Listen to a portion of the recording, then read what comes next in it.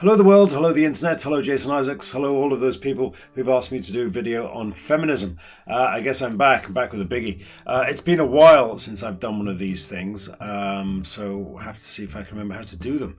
And the reason it's been a while since I've done one is the same reason why I'm looking a bit dishevelled, and that is a combination of end of termitis, end of a very, very busy termitis, and of course this crazy lockdown. Anyway, we're going to get going on feminism, and before we start, two things. First of all, this is a fairly divisive subject. I fully accept that. And secondly, it's not an area in which I would necessarily consider myself expert.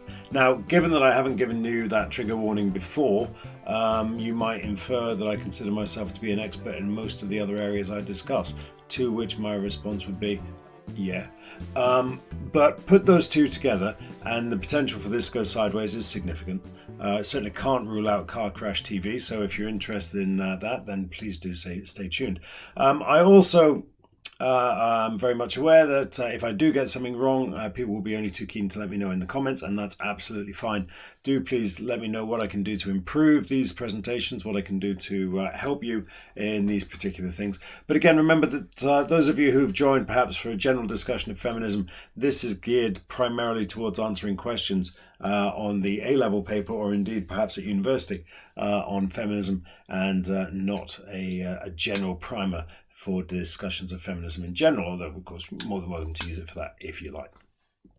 Right, so in terms of feminism then, where is this presentation going to go?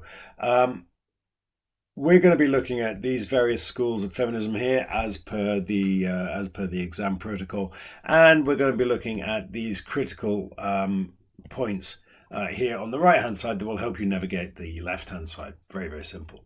So before we do that though, whenever you get lost in an exam question on feminism, ask yourself two questions, two critical questions that will get you back on track. The first is, what is the role of the patriarchy in all of this? How does the patriarchy fit into whatever it is that you're talking about at any particular time? And secondly, how does whatever it is that you're talking about affect the emancipation of women? What does this have to do with freeing women from the oppression of men? If you answer those two questions, you go back to those two questions, you'll find that you've got something sensible to say, hopefully, in almost any situation. Okay, let's push on. So, as I said, we're going to deal with critical ideas, those ones down the right-hand side of that slide back there. And I'm going to start with sex and gender. And let's be absolutely clear. Sex is the biological difference. It's a positive statement and it's verifiable and falsifiable, whereas gender is a cultural construct, social construct, placed on top of the biological difference, and it's subject to all sorts of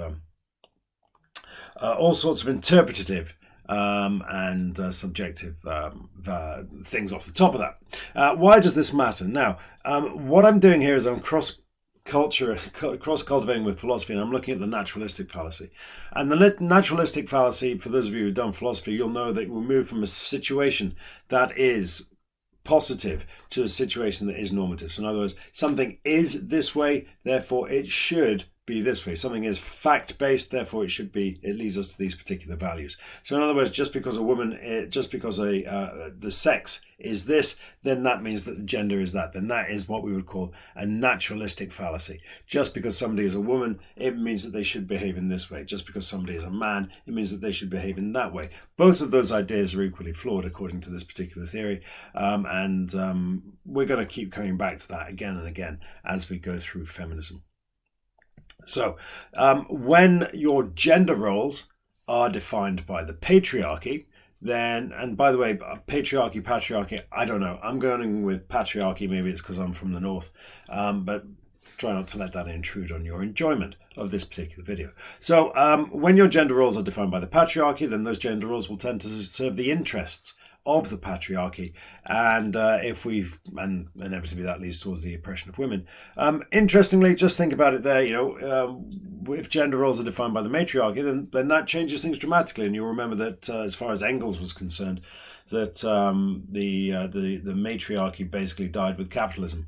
And certainly we can see in some hunter-gathering tribes matriarchal society. So it is out there, and it has all sorts of fascinating possibilities, some of which we may be able to touch on as we go through this. But largely we're going to be concerned with dismantling of the patriarchy, the deleterious effects of the patriarchy, certainly in terms of women.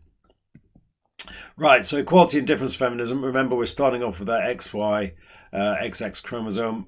The question is, okay, that has biological differences. Does that have any material differences for public policy? And of course, if you're an equality feminist, or if you're interested in equality, then you say, look, what we have here is equivalence. We need to focus on the things that bring us together rather than the things that make us different.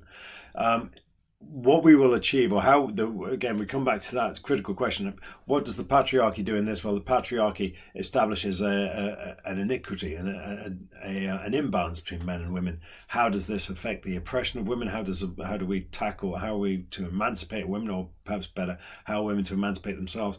Well, it's by achieving equality. So that's our equality feminism and the role of the state in achieving that. We can then look at difference feminism, and this says, no, actually there are differences between men and women. These biological differences do give rise to certain other differences, and those differences do have a consequence for public policy. And this is tied up with the idea of essentialism, that those biological differences give women different character from men that is material in terms of social and economic policy down the line. And rather than achieving equality, the way in which women are emancipated is by recognizing the differences in between men and women, and building our structures and our cultures around those differences, rather than trying to enforce an equality that simply isn't there. Right, the patriarchy, again, very, very straightforward. What we're looking at here are social and economic institutions. Well, you can read. This is the critical thing. It's the way in which the patriarchy moves through all of society, all of the economy, and the way in which it even intrudes upon the state. And at every stage, what we're seeing there is the dice being stacked against women, or the cultural, social, economic bias being tilted towards men. So that basically is your interest of the patriarchy, and you can read on that. It doesn't matter whether it's conscious or subconscious, deliberate or accidental, it doesn't matter. What we're looking at is a bias, a pervasive bias in the system towards the interests of men, and of course the oppression of women. That is your patriarchy, and it needs to be dismantled. Simples. This is slightly more interesting. Not more interesting. More challenging, I think, an idea. And this is the idea that the personal is the political. We're looking here at the divide between private and public life. And some forms of feminism, particularly a radical feminism, will argue that really because the patriarchy has its roots in the private domain, in other words, patriarchy begins at home, then really nothing is off limits when we come to try to dismantle the patriarchy. If the patriarchy starts in the house, then we need to tackle whatever's happening in the house if we're going to remove the patriarchy.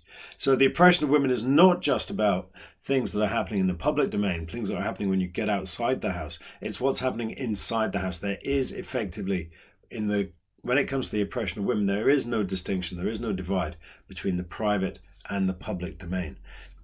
Inception of the patriarchy begins at conception of the child, and the patriarchy begins at home. Those are two phrases that I use when I'm trying to talk about this.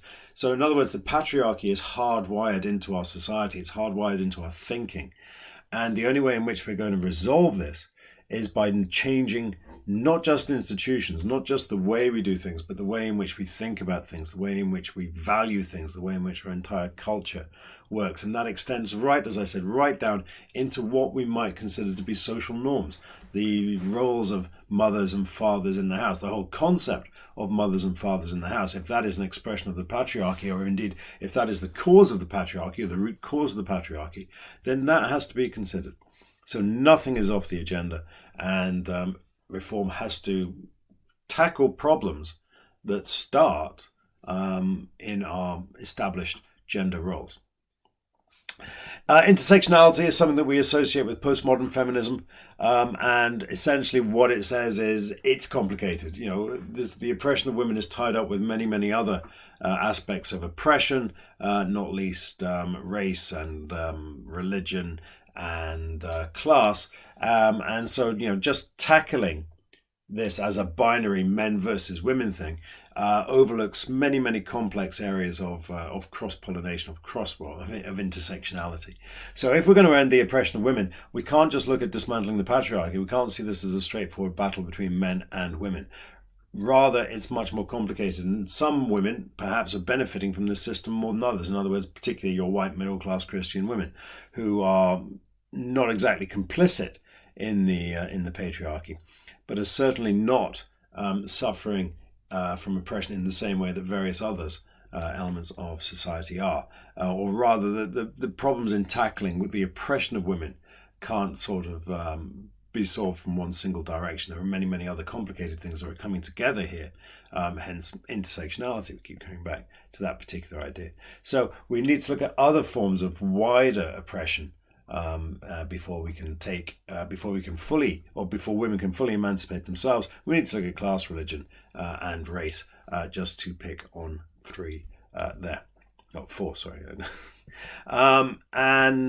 You need obviously to know about your thinkers. I suggest that what you do is you take your thinkers and you organize them thus, and you look at how they deal with anything significant that they have to say on any of these particular topics. And USP, of course, stands for unique selling point.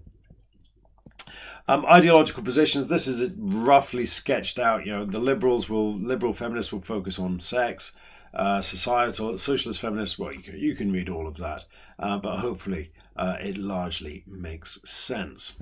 And we'll go into all of those in more detail as we go through each of these particular ideologies. But what I will say before we go into one by one analysis, and that's going to take different videos, I suspect, for each one, we're going to come at it the same direction each time. We're going to start with human nature. We're going to explain what this particular ideology thinks about human nature. And then that is going to inform the shape of our society and of our economy. Whatever we think about human nature will be critical in shaping our society and indeed our economy. And this is true whatever you're talking about, whether you're talking about conservatism or liberalism or socialism. Your social model and your economic model are downstream effectively from your human nature. So if you're a socialist, you're looking at the human nature as being that fusion of empathy and individualism, or competitiveness and cooperation. And the various balances, or the way in which you try to mitigate those forces, will shape your version of society and your shape of the economy. And of course, having established your economy and your society, then what you now need is a state, and the job of the state is essentially to sustain or to steer your society and indeed your economy. So the critical thing to remember here is that you need to start from the position of human nature. Your human nature gives rise to your idea of society and of the state, and society and the economy, and the state then exists to support or steer or guide or manage your social model and your economic model. Now, that's enough for one particular video. We're going to go now into liberal feminism. I'll pick that up in the next presentation. I hope that's useful. Do give me any comments or questions that you've got, and I look forward to addressing those in over the next few weeks. But for now, thank you very much, and see you in the next presentation.